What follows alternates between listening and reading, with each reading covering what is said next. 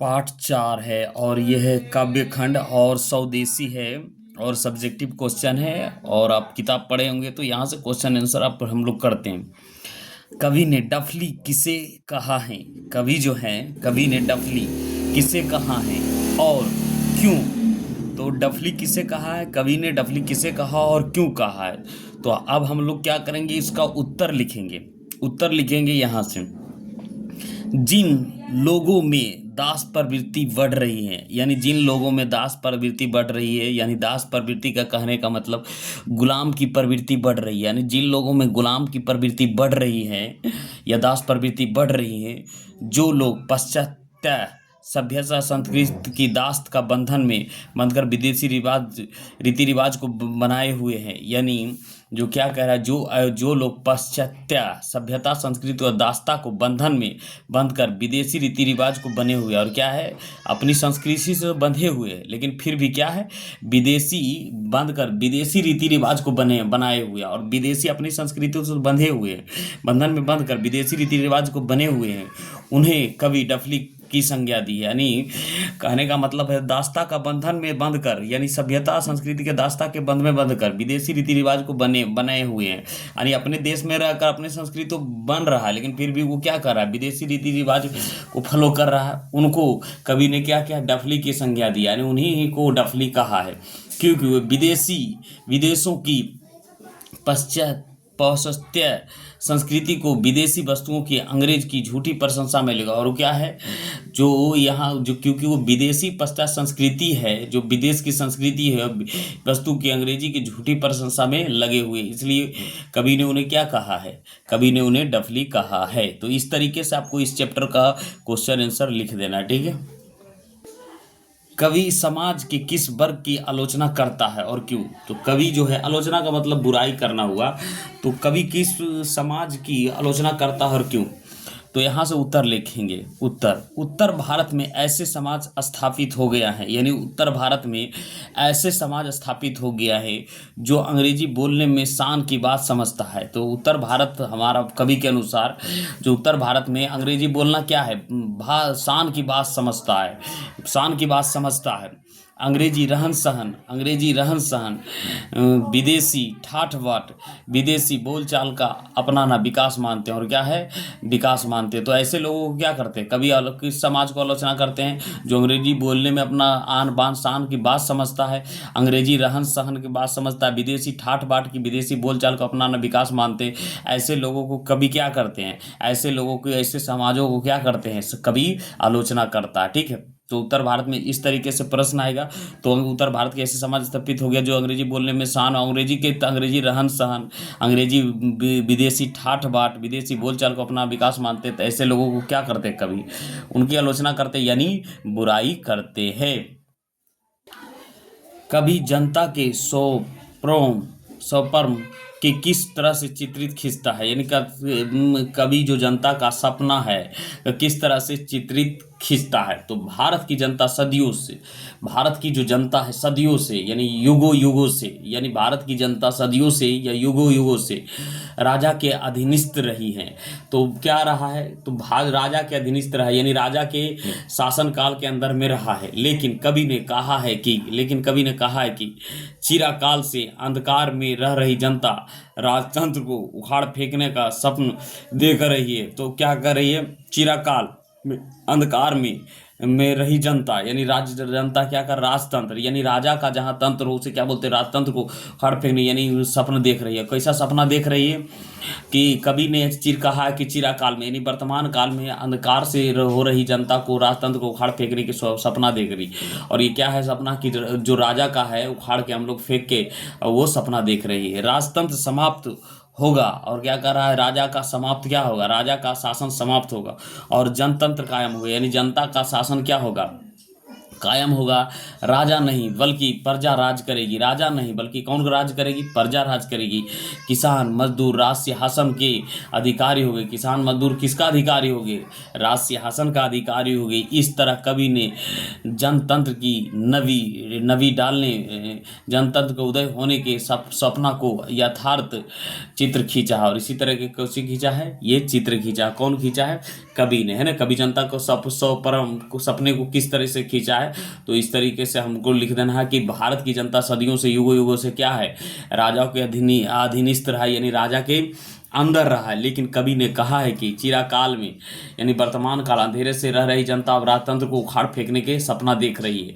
राजतंत्र समाप्त होगा और जनतंत्र कायम होगा, यानी जनता का शासन कायम होगा। राजा नहीं बल्कि प्रजा राज करेगी। राजा नहीं बल्कि प्रजा राज करेगी। किसान मजदूर राज सिंहासन के अधिकारी हो गए। तो ये सब कौन हो गए? किसान मजदूर, यानी राज सिंहासन के क्या होंगे? अधिकार होंगे। इस तरह कबीर ने जनतंत्र की नवी डालना और जनतंत्र के उदय होने के सपना यथार्थ को चित्र खींचा है। इस तरीके से आपको लिख देना है। नेताओं के बारे में कविवर प्रेमघन की क्या राय है? यानी कविवर प्रेमघन की क्या राय है नेताओं के बारे में? तो यहाँ से लिखेंगे उत्तर, आज देश के नेता, यानी आज देश के नेता, देश के मार्गदर्शक भी स्वदेशी वेशभूषा बोलचाल से परहेज करने लगे हैं। तो आज के नेता क्या कर रहा है? देश के मार्गदर्शक भी स्वदेशी वेशभूषा बोलचाल के परहेज करने लगे, यानी अब वो स्वदेशी से वो परहेज करने लगे। अपने देश के सभ्यता संस्कृति को बढ़ावा देने के बजाय पश्चिमी सभ्यता से स्वयं प्रभावित होते दिख रहे। तो आज अपने सभ्यता संस्कृति बढ़ाने से क्या हो? वो पश्चिम सभ्यता से ज़्यादा एकदम प्रभावित हुए दिखते हैं आज के नेता। तो नेताओं के बारे में कभी यही कह रहा है कि आज के देश के नेता मार्गदर्शक भी स्वदेशी वेशभूषा और बोलचाल से क्या करने लगे? परहेज करने लगा, यानी बचने लगा। अपने देश की सभ्यता को बढ़ावा देने के बजाय क्या है? पश्चिम सभ्यता से वो स्वयं को ज़्यादा प्रभावित होते देख रहे हैं। कवि यही ने कहा है। यानी कवि को भारत में भारतीयता क्यों नहीं दिखाई पड़ती है? तो इसका उत्तर हम लोग लिखेंगे, कवि को भारत में स्पष्ट दिखाई पड़ता है कि यहाँ के लोग विदेशी रंग में रंगे हैं। यानी कवि को क्या लगता है? कवि को लगता है भारत को लोगों को क्या दिखाई पड़ता है? यहाँ के लोग जो है ना विदेशी रंग में रंगे हैं। खान पान, और कैसा है? खान पान, बोलचाल, हाट बाजार अर्थात संपूर्ण मानवीय क्रियाकलाप में अंग्रेजियत ही अंग्रेजियत। अतः कवि कहते हैं कि भारत में भारतीयता दिखाई नहीं पड़ता है। तो इस तरीके से कभी भारत में भारतीय क्यों नहीं दिखाई पड़ता है? तो आपको इस तरीके से प्रश्न लिखना है कि कभी भारत में स्पष्ट दिखाई पड़ता है, यानी कवि को भारत को स्पष्ट दिखाई पड़ता है, यानी साफ सुथरे दिखाई पड़ता है कि यहाँ के लोग, यानी भारत के लोग विदेशी रंग में रंगे, यानी भारत के लोग जो है विदेशी रंग में, मतलब उसका खान पान, विदेशी रंग में कहने का मतलब उसका खान पान, बोलचाल, हाट बाजार अर्थात, यानी हाट बाजार अर्थात संपूर्ण मानवीय क्रियाकलाप, यानी संपूर्ण मानव क्रिया अंग्रेजियत ही अंग्रेजियत है। अतः कवि कहते हैं कि भारत में भारतीयता दिखाई नहीं पड़ती। तो इस तरीके से प्रश्न आपको लिख देना है। स्वदेशी कविता की शीर्षक की सार्थकता स्पष्ट कीजिए। तो करते हैं हम लोग, प्रस्तुत पद में स्वदेशी भावना को जागृत करने के पूर्ण प्रयास किया गया है। तो ये जैसे प्रस्तुत स्वदेशी भावना को जागृत, यानी हमारे भारतीय संस्कृति को जगाने का संपूर्ण प्रयास किया गया है। इसमें मात्र पर्याय स्वदेशी भाव को प्रति रुझाना उत्पन्न करने होते प्रेरित किया गया। इसमें क्या है? इसमें मात्र पर्याय स्वदेशी भावना को प्रति रुझाना उत्पन्न करने का प्रयास किया है। या था स्वदेशी से पूर्णतः सार्थक, या था स्वदेशी पूर्ण क्या है? पूर्णतः सार्थक है। नेताओं के बारे में कवि की क्या राय है? नेताओं के बारे में कवि की क्या राय है? 7 नंबर अर्थात नेताओं के बारे में कविवर प्रेमघन की क्या राय है? तो ये लॉन्ग प्रश्न है, तो हम लोग अब देखते हैं। आज देश के नेता, मतलब आज जो देश का नेता है, देश के मार्गदर्शक भी स्वदेशी वेशभूषा बोलचाल से परहेज करने में लगे हैं। तो आज के जो है देश का नेता, देश के मार्गदर्शक भी स्वदेशी वेशभूषा और बोलचाल से क्या करने लगे? परहेज करने लगे, यानी बचने लगे। अपने देश की सभ्यता संस्कृति को बढ़ावा देने के बजाय पश्चात सभ्यता से स्वयं प्रभावित हो रहे हैं, यानी पश्चिमी की सभ्यता से वो क्या है, पश्चिमी सभ्यता यानी पश्चय सभ्यता से स्वयं प्रभावित हो गया। वो अपनी मतलब अपने देश की सभ्यता से बढ़ावा देने के बजाय पश्चात यानी पश्चिमी सभ्यता से क्या हो गया, स्वयं से प्रभावित दिखते हैं।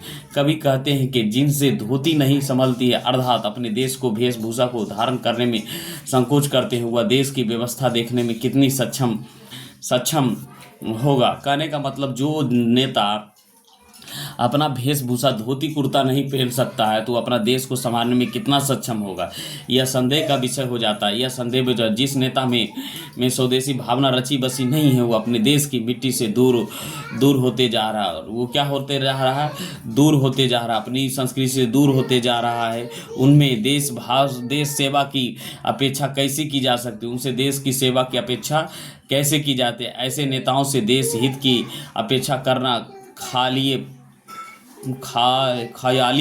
पुलाव हैं। और ख्याली क्या है, पुलाव है। स्वदेशी कविता का सारांश लिखे, यानी स्वदेशी कविता का क्या लिखेंगे, सारांश लिखेंगे। तो सारांश का मतलब होता है जब आप वहाँ नहीं समझ रहे हैं ना तो सारांश पढ़ लीजिए, तो इससे क्या होगा, कविता का पूरा मुख्य भाव समझ में आ जाएगा कि कविता में कहना क्या चाहता है।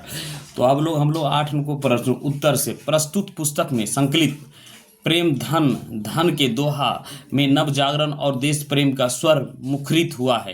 तो इसमें क्या हुआ है, दोहा का नव जागरण में क्या हो, देश प्रेम और स्वर मुखरित हुआ है। दोहा में पराधीन भारत को, लोगों को, मनोवृत्तियों को चित्रण हुआ है। प्रेम घन के इस धन हो गया, अच्छा घर में प्रेम घन के इस बात को बहुत दुख है कि भारत में भारतीयता के सर्वथोप लोप हो गया है। भारत के लोग विदेशी रीति और वस्तुओं के दीवाना हो गया है। भारत में कई भारतीय नहीं रहा गया है, सभी प्रदेश की विद्या के महत्व देता है, क्या देता है, विश्व। उसके चलते उनकी बुद्धि भी विदेशी हो गई है। उन्होंने तो विदेशी चाल चलन के ही पसंद आता है। सबको विदेश पोशाक की ही रस्ती हैं। अपनी भाषा छोड़कर सभी अंग्रेजी भाषा की ओर भाग रहे हैं। बोलचाल, रहन सहन, पहनावा आदि में कहीं भी भारतीयता नजर नहीं आती है। हिंदुस्तानी नाम सुनकर सबको मानो लाज लगती हैं और भारतीय वस्तु से सभी परहेज करते हैं। बाजारों में अंग्रेजी माल भी भरे हुए हैं। अंग्रेजी चाल पर घर बना है और शहर बसे हैं। राजनेताओं की नीति भी ढुलमुल है। सभी दास वृत्तियां से ग्रस्त हैं। सुख सुविधा के चाह ने सबको दास बना रखा है। सब अंग्रेजों की झूठी प्रशंसा और खुशामद में इसलिए लगे हैं कि उन्हें अंग्रेजों की कृपा से ही कुछ सुख सुविधा प्राप्त हो जाए। सभी भारतीय मानसिक स्तर पर अंग्रेजों के दास हो गए हैं। प्रेम घन ने इस पीड़ा को अभिव्यक्ति संकलित दोहा में की है। अंग्रेजी रुचि ग्रह सकल वस्तु देश विपरीत की व्याख्या करिए। प्रस्तुत पंक्ति में हिंदी साहित्य के पाठ्य पुस्तक के कवि प्रेम घन जी द्वारा रचित स्वदेशी पाठ से उद्धृत हैं। इसमें कवि ने कहा है कि भारत के लोग से स्वदेशी भावना विलुप्त हो गई है। विदेशी भाषा रीति रिवाज से इतना स्नेह हो गया है कि भारतीय लोगों को रुझाना स्वदेशी के प्रति बिल्कुल नहीं है। सभी और मात्र अंग्रेजी की बोलबाला है। और यही क्या है, सभी के मात्र क्या है, अंग्रेजी की बोलबाला है। मनुज भारतीय दखी कहू सकेत नहीं पहचानिए के व्याख्या करें। प्रस्तुत पंक्ति हिंदी साहित्य के पाठ्य पुस्तक के स्वदेशी शीर्ष पद से उद्धृत हैं। इसकी रचना देशभक्त कवि बद्री नारायण चौधरी प्रेम घन द्वारा की गई है। इसमें कवि ने देश प्रेम की भावना को जगाने का प्रयास किया है। प्रस्तुत व्याख्या पंक्ति में कवि ने कहा है कि आज भारतीय लोग अर्थात भारत में निवास करने वाले मनुष्य इस तरह से अंग्रेजियत के अपने लिया है कि वह पहचान में ही नहीं आता है कि भारतीय हैं।